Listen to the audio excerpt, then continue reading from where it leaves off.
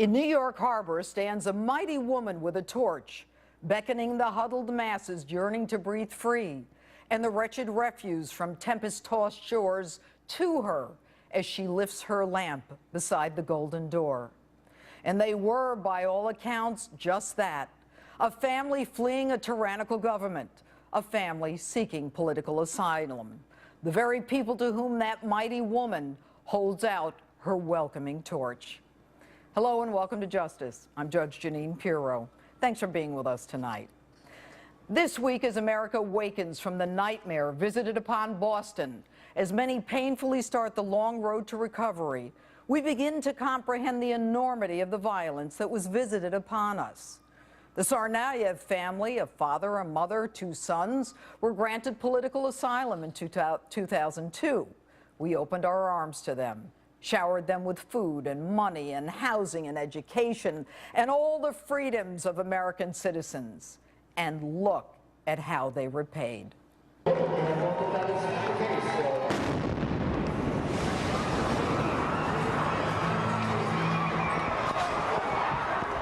And here's how Tamerlane's mother describes her son.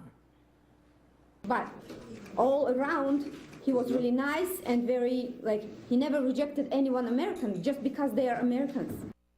Really? He never rejected anyone American just because they were American? After opening our arms to you, we should be grateful that you and your terrorist son didn't reject us?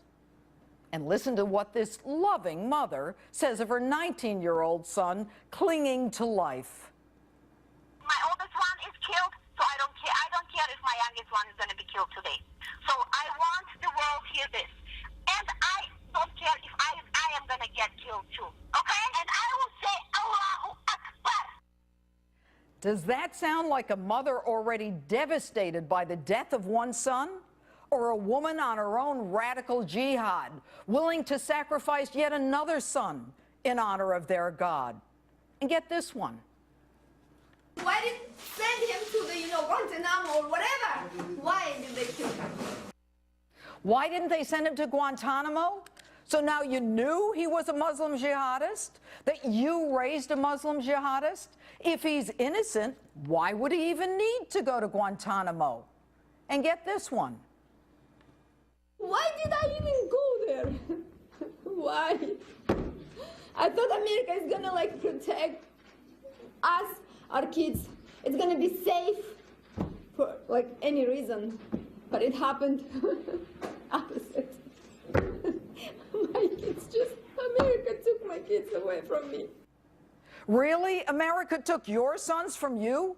They killed Americans. They injured more than 200, blinded, deafened, and blew the legs and arms off of innocent civilians, turning the city of Boston into a lockdown war zone of casualties, amputees, and a future of post-traumatic stress. And America should protect you? Your sons killed us. We're the ones who needed the protection. And you ask, why did I even go there? I'll tell you why. You came to suck the fat of our land, to take our money, to educate your terrorist sons, to steal from us, to go on public assistance, to get housing and food stamps, while you drive your Mercedes-Benz, all the while your family going back and forth to the very country from which you claim political refuge. Might you guys have lied on that old political asylum petition?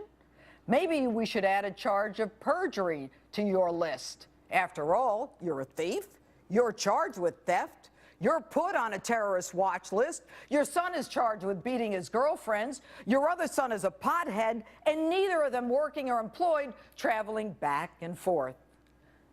Most Americans can't even afford a vacation. They're losing their homes. If they're lucky enough to have a job, they live check to check. The elderly choose between food and medicine. Servicemen and women are getting cuts in their benefits.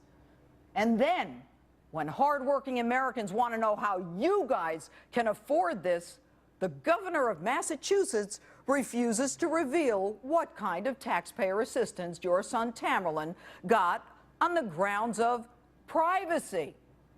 Privacy? What privacy?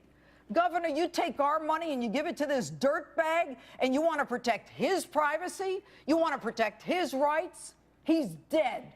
He's a terrorist. He has no rights.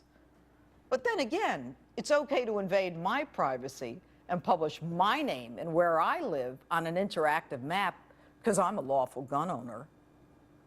And now, mother of jihadis, the Obama administration at breakneck speed rushes in a federal judge, stops the FBI in the middle of a high-value interrogation to arraign your son and shower him with even more rights. The right to remain silent, the right to an attorney, unparalleled medical care, all the protections of our Constitution.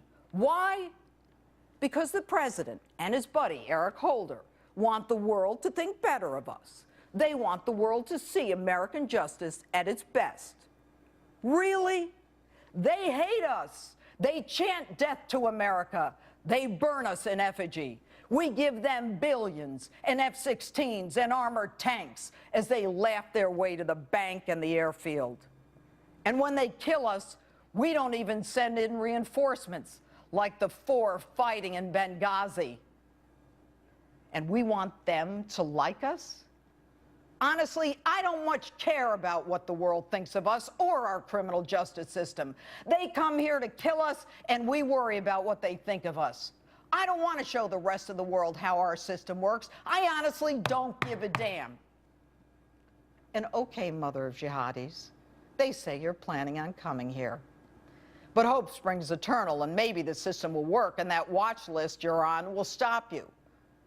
But I imagine they'll let you in.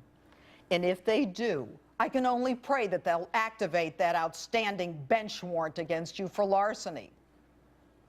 And what's that? You can't afford an attorney?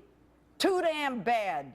And I have an idea. You and your son should be stripped of your citizenship, tried in a military tribunal in Guantanamo.